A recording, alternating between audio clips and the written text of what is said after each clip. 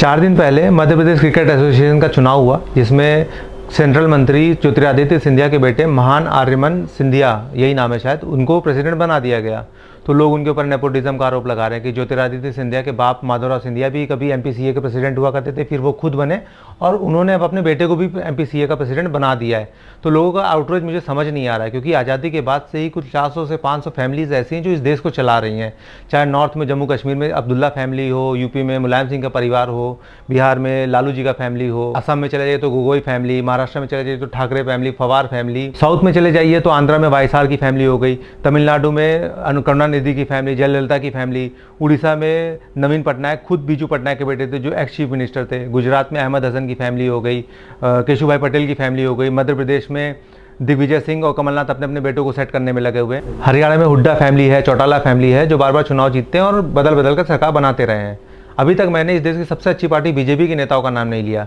क्योंकि उनके यहाँ पे कहा जाता है कि छोटे से छोटा कार्यकर्ता भी बड़ा नेता बन सकता है। लेकिन फिर भी इतना सब कहने के बाद भी वहाँ पे भी कुछ नेता ऐसे जिनके ऊपर परिवारवाद का आरोप लगाया जाता है, जैसे राजनाथ सिंह हो गए, कल्याण सिंह हो गए, ज्योतिरादित्य सिंधिया हो गए, वसुंधरा राजे सिंधिया हो गई।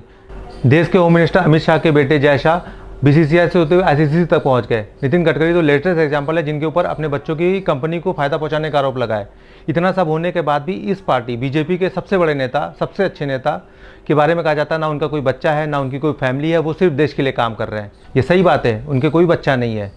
लेकिन वो खुद इस देश के 2 सबसे बड़े उद्योगपतियों के गोद लिए हुए बच्चे हैं। अब वो नेता कौन है और वो 2 उद्योगपति कौन है, ये आप लोग अच्छे से जानते हैं। आज़ादी के बाद लोकतंत्र के नाम पे हमें राजतंत्र थमा दिया गया, जिसमें 400 से 500 फैमिली हमारे पर राज कर रही हैं। तो इन्हें राज करने दीजिए, सवाल जवाब करने की ज़रूरत नहीं है, वरना किसी दिन इनका मूड खराब हुआ तो वोट देने का अधिकार भी हमसे छीन लिया जाएगा।